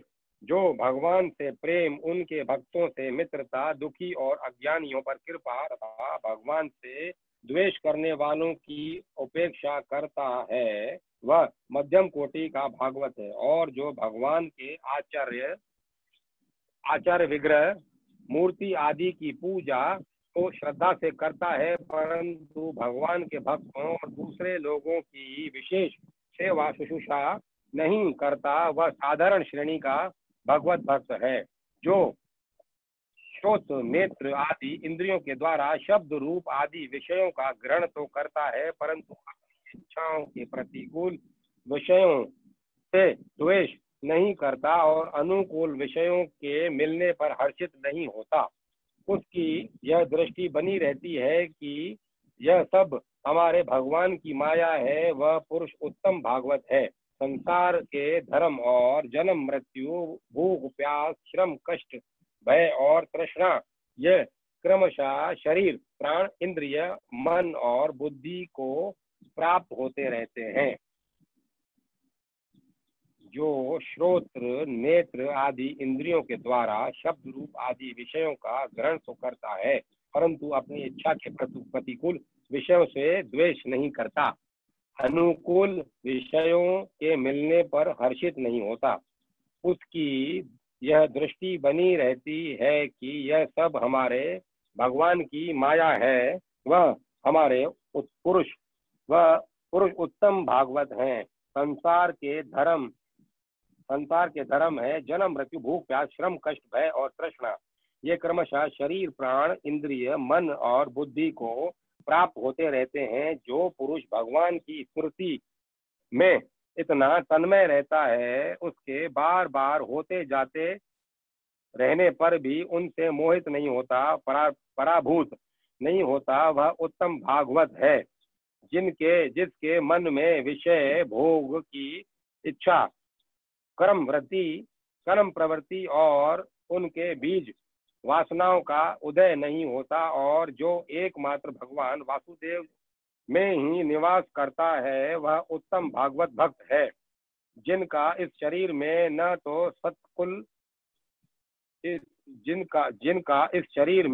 तो सत्कुल में जन्म तपस्या आदि कर्म से तथा न वर्ण आश्रम एवं जाति से ही अहम भाव होता है, वह निश्चय ही भगवान का प्यारा है। जो धन संपत्ति अथवा शरीर आदि में यह अपना है और यह पराया, इस प्रकार का भेदभाव नहीं रखता, समस्त पदार्थों में समस्वरूप परमात्मा को देखता रहता है, समभाव रहता है और किसी भी घटना अथवा संकल्प से विक्षिप्त न होकर शांत रहता है। वह भगवान का उत्तम भक्त है। राजन, बड़े बड़े देवता और ऋषि मुनि भी अपने अंतःकरण को भगवानमय बनाते हुए जिन्हें ढूंढते रहते हैं, भगवान के ऐसे चरण कमलों से आधे क्षण आधे पल के लिए भी तो नहीं हटता, निरंतर उन चरणों की सन्निधि और सेवा में ही संलग्न रहता है। यहाँ तक कि कोई स्वयं उसे त्रिभुवन की राजलक्ष्मी दे तो भी वह भगवत स्मृति का तार नहीं तोड़ता, उस राजलक्ष्मी की ओर ध्यान ही नहीं देता। वही पुरुष वास्तव में भगवत भक्त वैष्णवों में अग्रगण्य है, सबसे श्रेष्ठ है। रासलीला के अवसर पर नृत्य गति से भांति भांति के पाद विन्यास करने वाले निखिल सौंदर्य माधुर्य निधि भगवान के चरणों के अंगुली नख की मणि चंद्रिका से जिन शरणागत भक्त जनों के हृदय का वृहजन्य संताप एक बार दूर हो चुका है, उनके हृदय में वह फिर कैसे आ सकता है। जैसे चंद्रोदय होने पर सूर्य का ताप नहीं लग सकता, विवशता से नामोच्चारण करने पर भी संपूर्ण अग्राशी को नष्ट कर देने वाले स्वयं भगवान श्री हरि, जिसके हृदय को क्षण भर के लिए भी नहीं छोड़ते, क्योंकि उसने प्रेम की रस्सी से उनके चरण कमलों को बांध रखा है। वास्तव में ऐसा पुरुष ही भगवान के भक्तों में प्रधान है। तीसरा अध्याय माया से पार होने के उपाय और तथा ब्रह्म और कर्म योग का निरूपण। राजा निमि ने पूछा, भगवान, सर्वशक्तिमान परम कारण विष्णु भगवान की माया बड़े बड़े मायावियों को भी मोहित कर देती है, उसे कोई पहचान नहीं पाता और आप कहते हैं कि भक्त उसे देखा करता है। अतः अब मैं उस माया का स्वरूप जानना चाहता हूँ, आप लोग कृपा करके बतलाइए योगेश्वरों। मैं एक मृत्यु का शिकार मनुष्य हूँ। संसार के तरह तरह के तापों ने मुझे बहुत दिनों से तपा रखा है। आप लोग जो भगवत कथा रूप अमृत का पान करा रहे हैं, वह उन तापों को मिटाने की एकमात्र औषधि है। इसीलिए मैं आप लोगों की इस वाणी का सेवन करते करते तृप्त नहीं होता। आप कृपया और कहिए। अब तीसरे योगेश्वर अंतरिक्ष जी ने कहा, राजन, भगवान की माया स्वरूपतः अनिर्वचनीय है, इसीलिए उसके कार्यों के द्वारा ही उसका निरूपण होता है। आदि पुरुष परमात्मा जिस शक्ति से संपूर्ण भूतों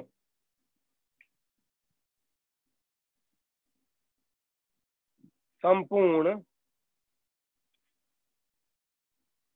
भूतों के कारण बनते हैं और उनके विषय भोग तथा मोक्ष की सिद्धि के लिए अथवा अपने उपासकों की उत्कृष्ट सिद्धि के लिए नवनिर्मित पंचभूतों के द्वारा नाना प्रकार के देव मनुष्य आदि शरीरों की सृष्टि करते हैं, उसी को माया कहते हैं। उसी इस प्रकार पंच महाभूत के द्वारा बने हुए प्राणी शरीरों में उन्होंने अंतर्यामी रूप से प्रवेश किया और अपने को ही पहले एक मन के रूप में और उसके बाद 5 ज्ञानेन्द्रियां तथा 5 कर्मेंद्रियां इन 10 रूपों में विभक्त कर दिया तथा उन्हीं के द्वारा विषयों का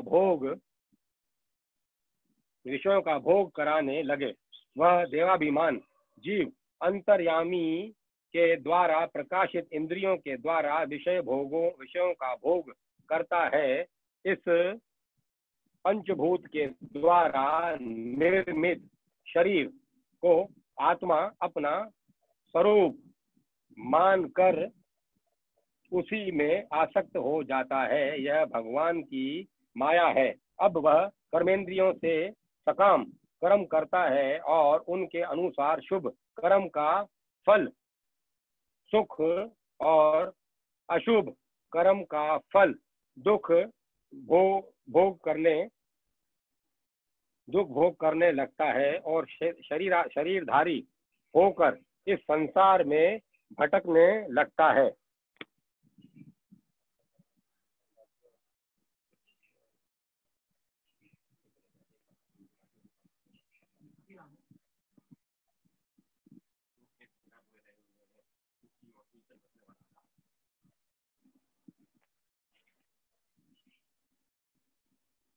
वह देवाभिमानी जीव अंतर्यामी के द्वारा प्रकाशित इंद्रियों के द्वारा विषयों का भोग करता है और इस पंचभूतों के द्वारा निर्मित शरीर को आत्मा अपना स्वरूप मानकर उसी में आसक्त हो जाता है। वह भगवान की माया है। अब वह कर्मेंद्रियों के सकाम कर्म करता है और उनके अनुसार शुभ कर्म का फल सुख और अशुभ कर्म का फल दुख भोग करने लगता है और शरीरधारी होकर उस संसार में भटकने लगता है। वह भगवान की माया है। इस प्रकार यह जीव ऐसी अनेक मंगलमय कर्म गतियों को उनके फलों को प्राप्त होता है और महाभूतों के प्रलयंत विवश होकर जन्म के बाद मृत्यु और मृत्यु के बाद जन्म को प्राप्त होता है। यह भगवान की माया है। जब पंचभूतों के प्रलय का समय आता है, तब अनादि और अनंत काल स्थूल तथा सूक्ष्म द्रव्य और गुण रूप इस समस्त व्यक्त सृष्टि को अव्यक्त की ओर उसके मूल कारण की ओर खींचता है। यह भगवान की माया है। उस समय पृथ्वी पर लगातार 100 वर्ष तक भयंकर सूखा पड़ता है, वर्षा बिल्कुल नहीं होती। प्रलय काल की शक्ति से सूर्य की उष्णता और भी बढ़ जाती है तथा वे तीनों लोगों को तपाने लगते हैं। यह भगवान की माया है। उस समय शेषनाग संकर्षण के मुंह से आग की प्रचंड लपटें निकलती हैं और वायु की प्रेरणा से वे लपटें पाताल लोक से जलाना आरंभ करती हैं और भी ऊंची ऊंची होकर चारों ओर फैल जाती हैं। यह भगवान की माया है। इसके बाद प्रलय कालीन सामर्थक मेघगण हाथी की सूंड के समान मोटी मोटी धाराओं से 100 वर्षों तक बरसता रहता है। उससे यह विराट ब्रह्मांड जल में डूब जाता है। यह भगवान की माया है। राजन, इस समय जैसे बिना ईंधन के आग बुझ जाती है, उस समय जैसे बिना ईंधन के आग बुझ जाती है, वैसे ही विराट पुरुष ब्रह्मा अपने ब्रह्मांड शरीर को छोड़कर सूक्ष्म स्वरूप अव्यक्त में लीन हो जाता है। यह भगवान की माया है। वायु पृथ्वी की गंध खींच लेती है, जिससे वह जल के रूप में हो जाती है और जब वही वायु जल के रस को खींच लेती है, तब वह जल अपना कारण अग्नि बन जाता है। यह भगवान की माया है। जब अंधकार अग्नि का रूप छीन लेता है, तब वह अग्नि वायु में लीन हो जाती है और जब अवकाश रूप आकाश वायु की स्पर्श शक्ति छीन लेता है, तब वह आकाश में लीन हो जाती है। यह भगवान की माया है। राजन, तदंतर काल रूप ईश्वर आकाश के शब्द गुण को हरण कर लेता है, जिससे वह तामस अहंकार में लीन हो जाता है। इंद्रियां और बुद्धि राजस अहंकार में लीन होती है। उन सात्विक अहंकार से उत्पन्न देवताओं के साथ सात्विक अहंकार में प्रवेश कर जाती हैं तथा अपने 3 प्रकार के कार्यों के साथ अहंकार मैं तत्व में लीन हो जाता है। मैं तत्व प्रकृति में और प्रकृति ब्रह्म में लीन होती है। फिर उसी के उल्टे क्रम से सृष्टि होती है। यह भगवान की माया है। यह सृष्टि, स्थिति और संहार करने वाली त्रिगुणमयी माया है। इसका हमने आपसे वर्णन किया। अब आप और सुनना चाहते हैं? राजा निमि ने पूछा। महर्षि जी, श्री भगवान की माया को पार करना उन लोगों के लिए तो बहुत ही कठिन है जो अपने मन को वश में नहीं कर पाए।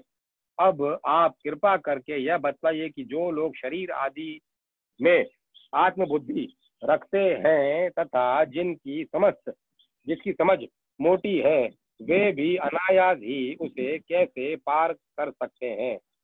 अब चौथे योगेश्वर प्रबुद्ध जी बोले। राजन, स्त्री पुरुष संबंध आदि बंधनों के में बंधे हुए संसारी मनुष्य सुख की प्राप्ति और दुख की निवृत्ति के लिए बड़े बड़े कर्म करते रहते हैं। जो पुरुष माया के पार जाना चाहता है, उसको विचार करना चाहिए कि उनके कर्मों का फल किस प्रकार विपरीत होता जाता है। वे सुख के बदले दुख पाते हैं और दुख निवृत्ति के स्थान पर दिनों दिन दुख बढ़ता ही जाता है। एक धन को ही लो, इससे दिन ब दिन दुख बढ़ता ही है। इसको पाना भी कठिन है और यदि किसी प्रकार मिल भी जाए तो आत्मा के लिए तो यह मृत्यु स्वरूप ही है। जो इसकी उलझनों में पड़ जाता है वह अपने आप को भूल जाता है। इसी प्रकार घर, पुत्र, स्वजन, संबंधी, पशु, धन आदि भी अनित्य और नाशवान ही हैं। यदि कोई इन्हें जुटा भी ले तो इनसे क्या सुख शांति मिल सकती है। इस प्रकार जो मनुष्य माया से पार जाना चाहते हैं, उसे यह भी समझ लेना चाहिए कि मरने के बाद प्राप्त होने वाले लोक परलोक भी ऐसे ही नाशवान हैं, क्योंकि इस लोक की वस्तुओं के समान वे भी कुछ सीमित कर्मों के सीमित फल मात्र है।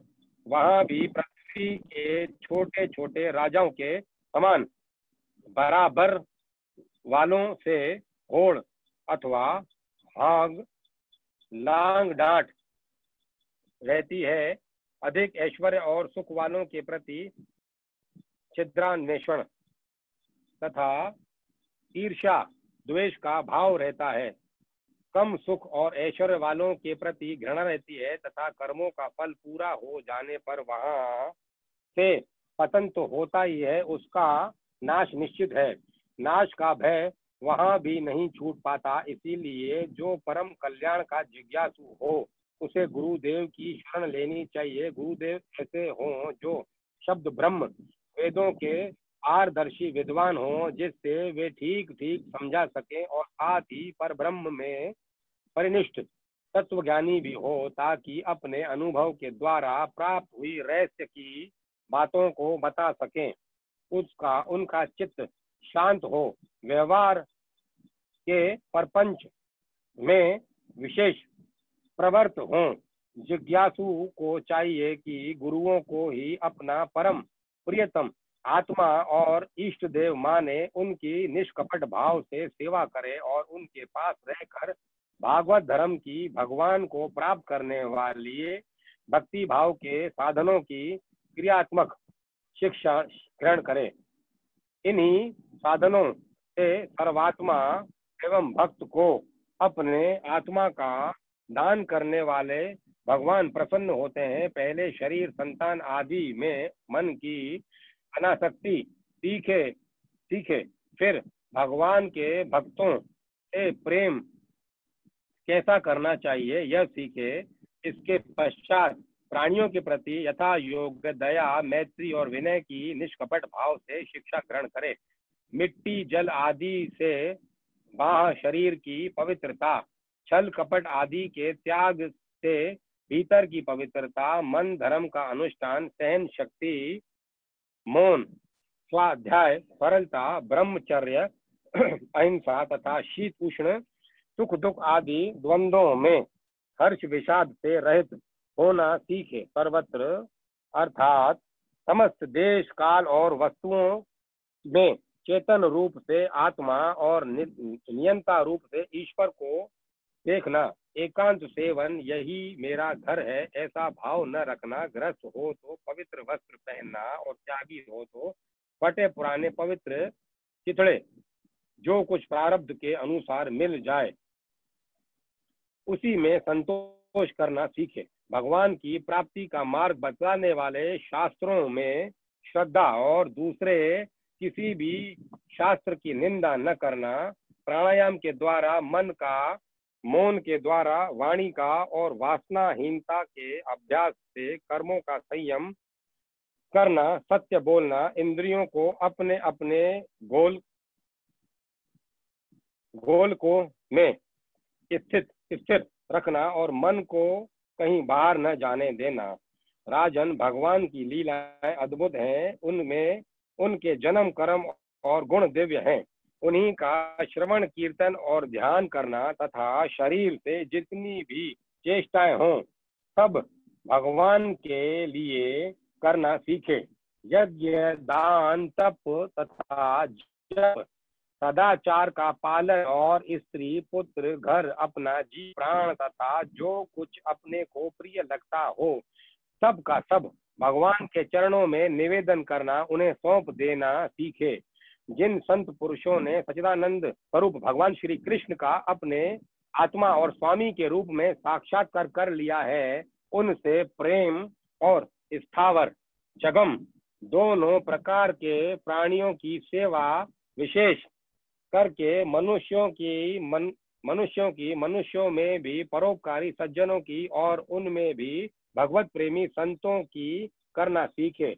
भगवान के परम पावन यश के संबंध में ही एक दूसरे से बातचीत करना और इस प्रकार के साधकों का इकट्ठे होकर आपस में प्रेम करना, आपस में संतुष्ट रहना और प्रचंड प्रपंच से निवृत्त होकर आपस में ही आध्यात्मिक शांति का अनुभव करना सीखे। राजन, श्री कृष्ण राशि राशि पापों को एक क्षण में भस्म कर देते हैं।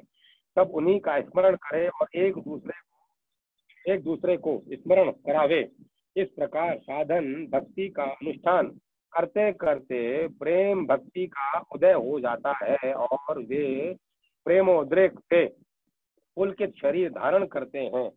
उनके हृदय की बड़ी विलक्षण स्थिति होती है। कभी कभी वे इस प्रकार चिंता करने लगते हैं कि अब तक भगवान नहीं मिले, क्या करूं, कहाँ जाऊं, किससे पूछूं, कौन मुझे उनकी प्राप्ति करावे। इस तरह सोचते सोचते वे रोने लगते हैं। तो कभी भगवान की लीला की स्फूर्ति हो जाने से ऐसा देखकर ही परमेश्वरशाली भगवान गोपियों के डर से छिपे हुए खिलखिलाकर हंसने लगते हैं। कभी कभी उनके प्रेम और दर्शन की अनुभूति से आनंद मग्न हो जाते हैं, तो कभी लोकातीत भाव से स्थित होकर भगवान के साथ बातचीत करने लगते हैं। कभी मानो उन्हें सुना रहे हों। इस प्रकार उनके गुणों का गान छेड़ देते हैं और कभी नाच नाच कर उन्हें रिझाने लगते हैं। कभी कभी उन्हें अपने पास न पाकर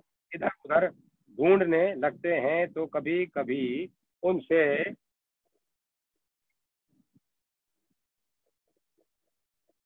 उनसे एक होकर उनकी सन्निधि में स्थित होकर परम शांति का अनुभव करते और चुप हो जाते हैं। राजन, जो इस प्रकार भागवत धर्मों की शिक्षा ग्रहण करता है, उसे उनके द्वारा प्रेम भक्ति की प्राप्ति हो जाती है और वह भगवान नारायण के परायण होकर उस माया को अनायास ही पार कर जाता है, जिसके पंजे से निकलना बहुत ही कठिन है। राजा निमि ने पूछा, महर्षियों, आप लोग परमात्मा का वास्तविक स्वरूप जानने वालों में सर्वश्रेष्ठ हैं, इसीलिए मुझे यह बताइए कि जिस पर ब्रह्म परमात्मा का नारायण नाम से वर्णन किया जाता है, उनका स्वरूप क्या है। अब पांचवें योगेश्वर पिपलायन जी ने कहा, राजन, जो इस संसार की उत्पत्ति, स्थिति और प्रलय का निमित्त कारण और उपादान कारण दोनों ही है,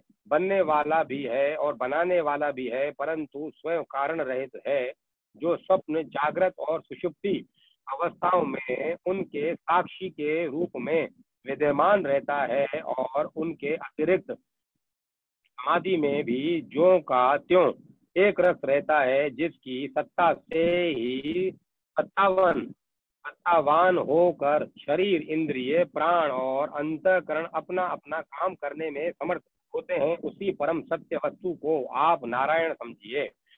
जैसे चिंगारियां न हो तो अग्नि को प्रकाशित ही कर जैसे चिंगारियां न तो अग्नि को प्रकाशित ही कर सकती हैं और न जला ही सकती हैं, वैसे ही उस परम तत्व में आत्म स्वरूप में न तो मन की गति है और न वाणी की। नेत्र उसे देख नहीं सकते और बुद्धि सोच नहीं सकती। प्राण और इंद्रियां तो उसके पास तक नहीं फटक पाती। नेति नेति इत्यादि श्रुतियों के शब्द भी वह यह है इस रूप में उसका वर्णन नहीं करते, बल्कि उसको बोध कराने वाले जितने भी साधन हैं उनका निषेध करके तात्पर्य रूप से अपना मूल निषेध का मूल लक्षित करा देते हैं। क्योंकि यदि निषेध के आधार की आत्मा की सत्ता न हो तो निषेध कौन कर रहा है, निषेध की वृत्ति किसमें है, इन प्रश्नों का कोई उत्तर ही न रहे। निषेध की ही सिद्धि न हो, जब सृष्टि नहीं है, तब केवल एक वही था। सृष्टि का निरूपण करने के लिए उसी को त्रिगुण सतव रज तम मई प्रकृति कहकर वर्णन किया गया। फिर उसी को ज्ञान प्रदान होने से मैं तत्व, क्रिया प्रदान होने से सूत्रात्मा और जीव की उपाधि होने से अहंकार के रूप में वर्णन किया गया। वास्तव में जितनी भी शक्तियां हैं, चाहे वे इंद्रियों के अधिष्ठात्रा देवता के रूप में हो, चाहे इंद्रियों के उनके विषयों में अथवा विषयों के प्रकाशक के रूप में हो, सब का सब वह ब्रह्म ही है। क्योंकि ब्रह्म की शक्ति अनंत है। कहाँ तक कहूँ, जो कुछ दृश्य अदृश्य, कार्य कारण, सत्य और असत्य है, सब कुछ ब्रह्म है। उनसे परे जो कुछ है वह भी ब्रह्म ही है। वह ब्रह्म स्वरूप आत्मा न तो कभी जन्म लेता है और न मरता है, वह न तो बढ़ता है और न घटता ही है। जितने भी परिवर्तनशील पदार्थ हैं, चाहे वे क्रिया, संकल्प और उनके अभाव के रूप में ही क्यों न हो, सबकी भूत, भविष्यत और वर्तमान सत्ता का वह साक्षी है। सब में है, देश, काल और वस्तु के अपरिचिन्य है, अविनाशी है। वह उपलब्धि करने वाला अथवा उपलब्धि का विषय नहीं है, केवल उपलब्धि स्वरूप, ज्ञान स्वरूप है। जैसे प्राण तो एक ही रहता है, परंतु स्थान भेद से उसके अनेक नाम हो जाते हैं, वैसे ही ज्ञान एक होने पर भी इंद्रियों के सहयोग से उसमें अनेकता की कल्पना हो जाती है। जगत में चार प्रकार के जीव होते हैं: अंडा फोड़कर पैदा होने वाले पक्षी सांप आदि, नाल में बंधे हुए पैदा होने वाले पशु मनुष्य, धरती फोड़कर निकलने वाले वृक्ष वनस्पति आदि, पसीने से उत्पन्न होने वाले खटमल आदि। इन सभी जीव शरीर में प्राण शक्ति जीव के पीछे लगी रहती है। शरीर के भिन्न भिन्न होने पर भी प्राण एक ही रहता है। सुषुप्ति अवस्था में जब इंद्रियां निश्चेष्ट हो जाती है, अहंकार भी सो जाता है, लीन हो जाता है, अर्थात लिंग शरीर नहीं रहता, उस समय यदि कुटस्थ आत्मा भी न हो तो इस बात की पीछे से स्मृति कैसे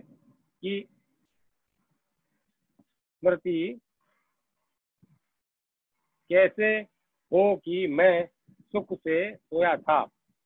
पीछे होने वाली यह स्मृति ही उस समय आत्मा के अस्तित्व को प्रमाणित करती है। जब भगवान कमल नाभ के चरण कमलों को प्राप्त करने की इच्छा से तीव्र भक्ति की जाती है,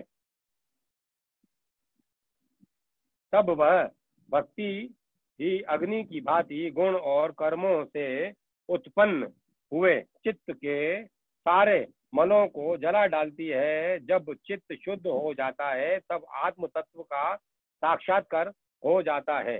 जैसे नेत्रों से निर्विकार हो जाने पर सूर्य के प्रकाश की प्रत्यक्ष अनुभूति होने लगती है।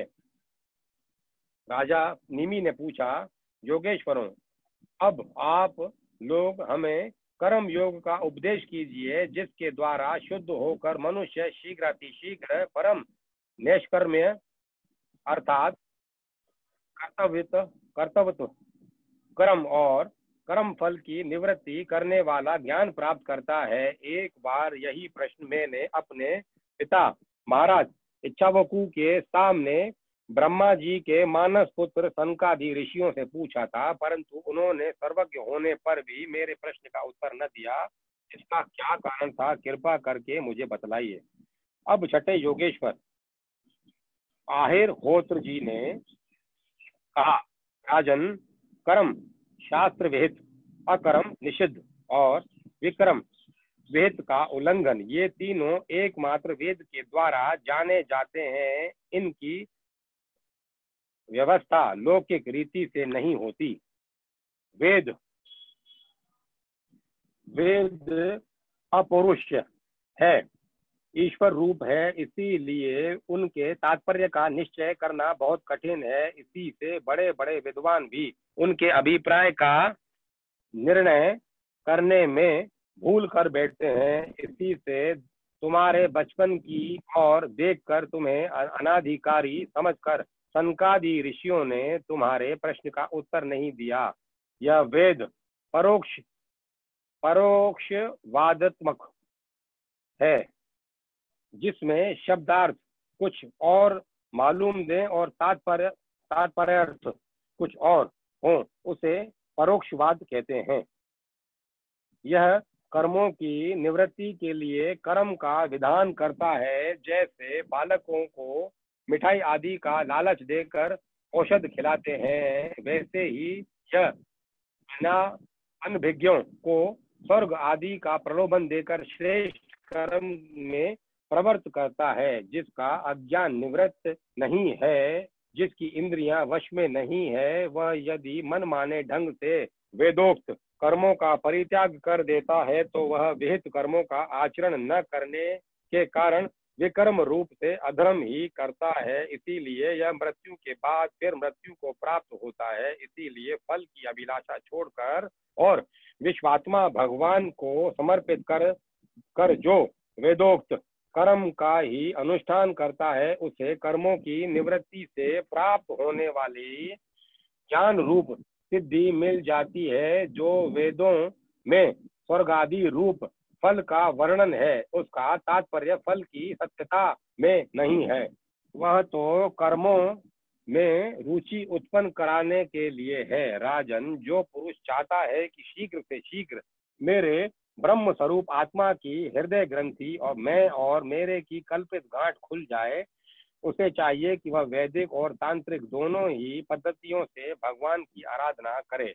पहले सेवा आदि के द्वारा गुरुदेव की दीक्षा प्राप्त करे, फिर उनके द्वारा अनुष्ठान की विधि सीखे, अपने को भगवान की जो मूर्ति प्रिय लगे, अभिष्ट जान पड़े, उसी के द्वारा पुरुषोत्तम भगवान की पूजा करे।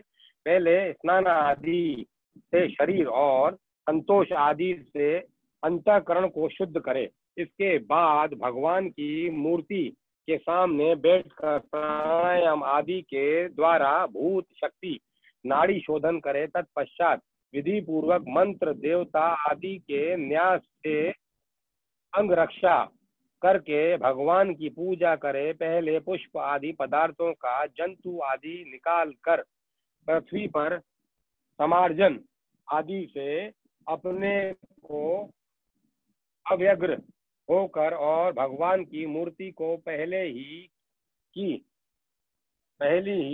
की पूजा के लगे हुए पदार्थों के शालन आदि से पूजा के योग्य बनाकर फिर आसन पर मंत्रोच्चारण पूर्वक जल छिड़क कर पाग अर्घ्य आदि पात्रों को स्थापित करे। तदंतर एकाग्र चित्त होकर हृदय में भगवान का ध्यान करके फिर उसे सामने ही श्री मूर्ति में चिंतन करे। तदंतर हृदय सिर शिखा हृदयान नमः शीर से स्वाहा इत्यादि मंत्रों से न्यास करे और अपने इष्ट देव के मूल मंत्र के द्वारा देश काल आदि के अनुकूल प्राप्त पूजा सामग्री से प्रतिमा आदि में अथवा हृदय में भगवान की पूजा करे। अपने अपने उपास्य देव के विग्रह की हृदय आदि अंग आयुध आदि उपांग और पार्षदों सहित उसके मूल मंत्र द्वारा पाद अर्घ्य आचमन मधु पर्क स्नान वस्त्र आभूषण गंध पुष्प दधि अक्षत के भगवान विष्णु की पूजा में अक्षतों का प्रयोग केवल तिल काल अहंकार में ही करना चाहिए, पूजा में नहीं। नाक्षेत्रोच्चरत विष्णु न केतक्या महेश्वरम। धूप और नैवेद्य आदि से विधिवत पूजा करे तथा फिर स्तोत्रों द्वारा स्तुति करके सब परिवार भगवान श्री हरि को नमस्कार करे। अपने आप को भगवान में ध्यान करते हुए कि भगवान की मूर्ति का पूजन करना चाहिए।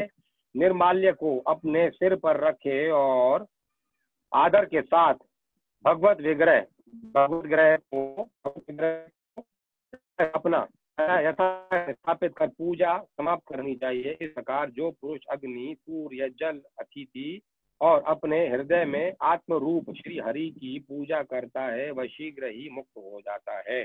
चौथा अवतार, भगवान के अवतारों का वर्णन।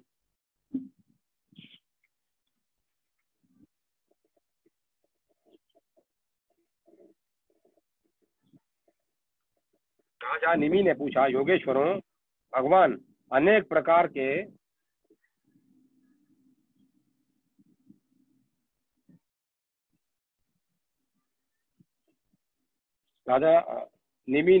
योगेश्वर, भगवान अनेकों प्रकार के अवतार ग्रहण करते हैं और स्वतंत्रता से अपने भक्तों की भक्ति के वश में होकर अनेकों लीला करते हैं। आप लोग कृपा करके भगवान की उन लीलाओं का वर्णन कीजिए जो वे अब तक कर चुके हैं, कर रहे हैं और यहाँ करेंगे।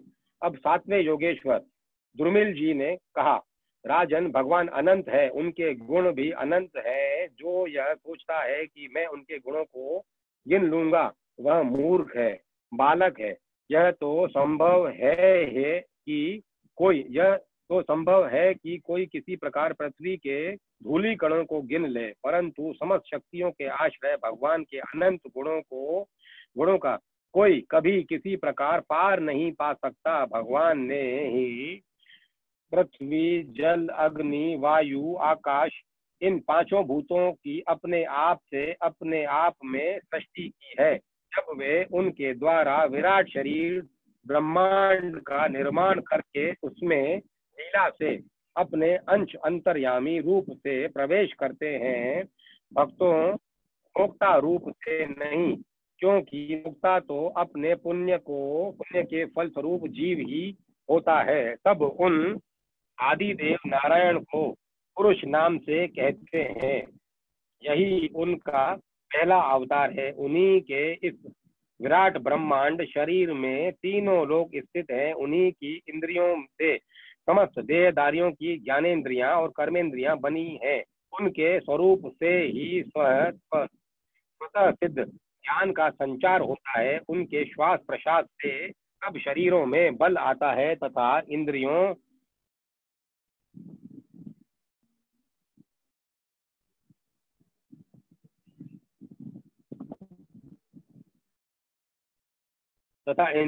में ओज, इंद्रियों की शक्ति और कर्म करने की शक्ति प्राप्त होती है। उन्हीं के सत्व आदि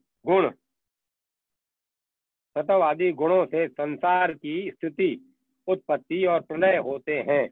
इस विराट शरीर के जो शरीरी हैं वे ही आदि कर्ता नारायण हैं। पहले जगत की उत्पत्ति के लिए उनके रजोगुण के अंश से ब्रह्मा हुए, फिर वे आदि पुरुष ही संसार की स्थिति के लिए अपने सत्वांश से धर्म तथा ब्राह्मणों की रक्षक यज्ञपति विष्णु बन गए।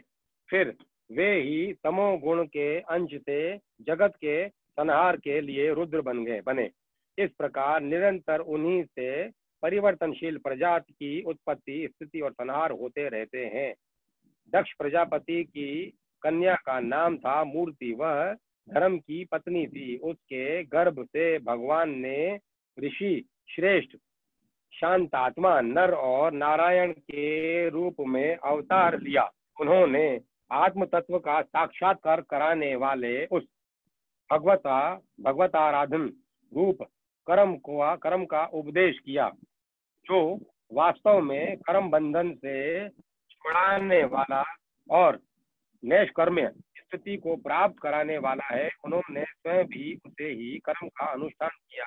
बड़े बड़े ऋषि मुनि उनके चरण कमलों की सेवा करते रहते हैं। वे आज भी बद्रिक आश्रम में उसी कर्म का आचरण करते हुए विराजमान हैं। वे अपनी घोर तपस्या के द्वारा मेरा धाम छीनना चाहते हैं।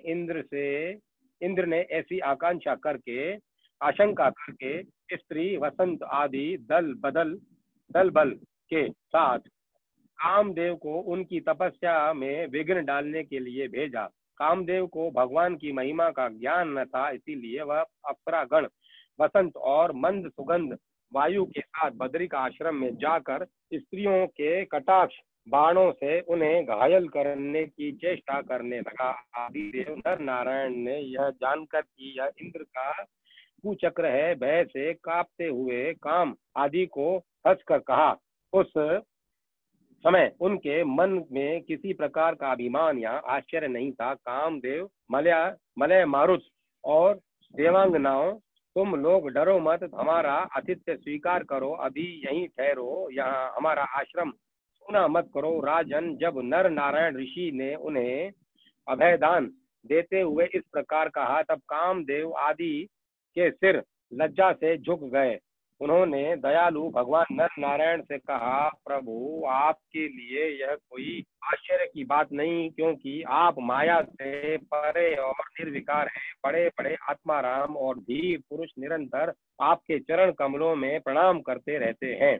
आपके भक्त आपकी भक्ति के प्रभाव से देवताओं की राजधानी अमरावती का उल्लंघन करके आपके परम पद को प्राप्त होते हैं।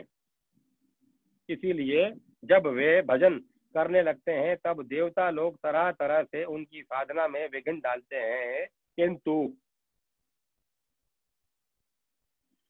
किंतु जो लोग केवल कर्म कांड में लगे रहकर यज्ञ आदि के द्वारा देवताओं को बलि के रूप में उनका भाग देते रहते हैं, उन लोगों के मार्ग में वे किसी प्रकार का विघ्न नहीं डालते, परंतु प्रभु आपके भक्तजन उनके द्वारा उपस्थित की हुई विघ्न बाधाओं से गिरते नहीं, बल्कि आपके कर कमलों की छत्र छाया में रहते हुए वे विघ्नों के सिर पर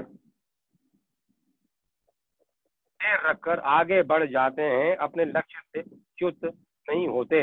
बहुत से लोग तो ऐसे होते हैं जो भूख प्यास सर्दी गर्मी सर्दी और आंधी पानी के कष्टों को तथा रसेंद्रियों और जनेन्द्रियों के वेगों को जो उस अपार समुद्र के समान है सह लेते हैं, पार कर जाते हैं, परंतु फिर भी वे उस क्रोध के वश में हो जाते हैं जो गाय के खुर से बने गड्ढे के समान है और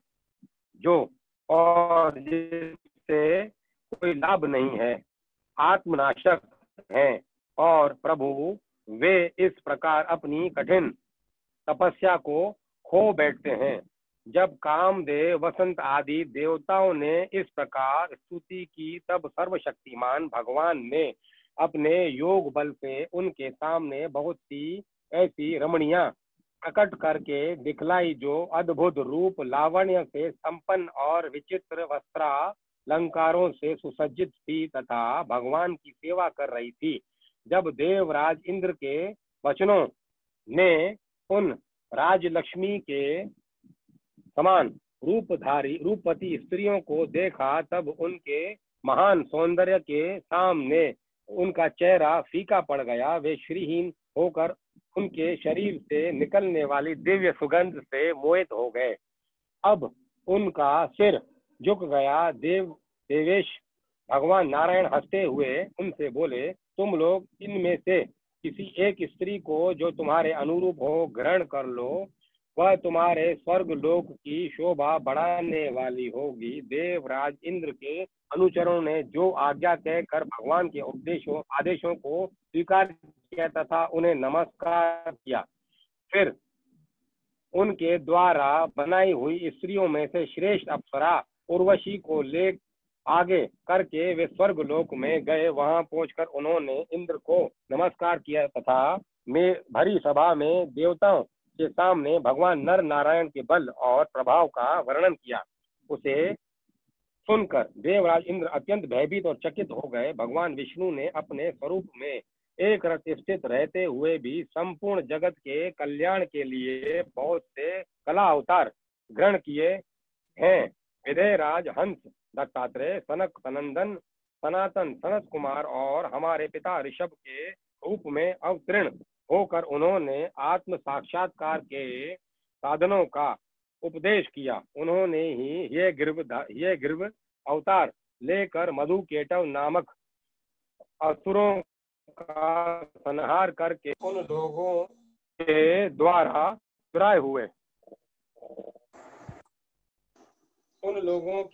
चुराए हुए वेदों का उद्धार किया है। प्रलय के समय मत्स्य अवतार लेकर उन्होंने भावी मनु, सत्यव्रत, पृथ्वी और औषधियों की धान्य आदि की रक्षा की और वराह अवतार ग्रहण करके पृथ्वी का रसातल से उद्धार करते समय हिरण्याक्ष का संहार किया।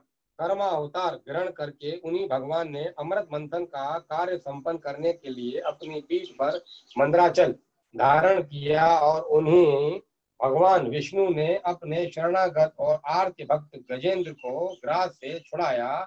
एक बार बालखिल्य ऋषि तपस्या करते करते अत्यंत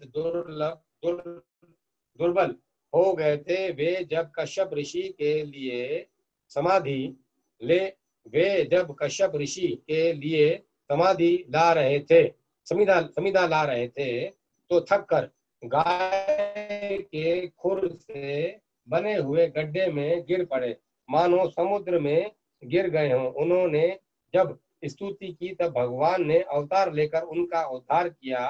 वृत्तासुर को मारने के लिए जब इंद्र को ब्रह्म हत्या लगी और वे उसके भय से भाग कर छिप गए, तब भगवान ने उस हत्या से इंद्र की रक्षा की। और जब असुरों ने अनाथ देवांगनाओं को बंदी बना लिया, तब भी भगवान ने ही उन्हें असुरों के चुंगल से छुड़ाया। जब हिरण्यकश्यपु के कारण प्रहलाद आदि संत पुरुषों को भय पहुंचने लगा, तब उनको निर्भय करने के लिए भगवान ने नरसिंह अवतार ग्रहण किया और हिरण्यकश्यपु को मार डाला। उन्होंने देवताओं की रक्षा के लिए देव असुर संग्राम में दैत्य पतियों का वध किया और विभिन्न मनवंतरों में अपनी शक्ति से अनेकों कला अवतार धारण करके त्रिभुवन की रक्षा की। फिर वामन अवतार ग्रहण करके उन्होंने याचना के बहाने इस पृथ्वी को दैत्य राज बलि से छीन लिया और अदिति नंदन देवताओं को दे दिया। परशुराम अवतार ग्रहण करके उन्होंने फिर पृथ्वी को 21 बार क्षत्रियहीन किया। परशुराम जी तो हैयक वंश का प्रलय करने के लिए मानो भृगु वंश में अग्नि रूप से ही अवतीर्ण हुए थे। उन्हीं भगवान ने रामा अवतार में समुद्र पर पुल बांधा और रावण और उसकी राजधानी लंका को मटिया मेट कर दिया। उनकी कीर्ति समस्त लोगों के मल को नष्ट करने वाली है। सीतापति भगवान राम सदा सर्वदा सर्वत्र विजय ही विजय हैं। राजन, अजन्मा होने पर भी पृथ्वी का भार उतारने के लिए ही भगवान यदुवंश में जन्म लेंगे और ऐसे ऐसे कर्म करेंगे जिन्हें बड़े बड़े देवता भी नहीं कर सकते। फिर आगे चलकर भगवान की बुद्ध के रूप में बुद्ध के रूप में प्रकट होंगे और यज्ञ के अनाधिकारियों को यज्ञ करते देख अनेक प्रकार के तर्क वितर्कों से मोहित कर लेंगे और कलयुग के अंत में कली अवतार लेकर वे ही शूद्र राजाओं का वध करेंगे। महाबाहु विजय राज भगवान की कीर्ति अनंत है। महात्माओं ने जगतपति भगवान के ऐसे ऐसे अनेकों जन्म और कर्मों का प्रचुरता से गान किया। 5वां अध्याय भक्तिहीन पुरुष की गति और भगवान की पूजा विधि का वर्णन।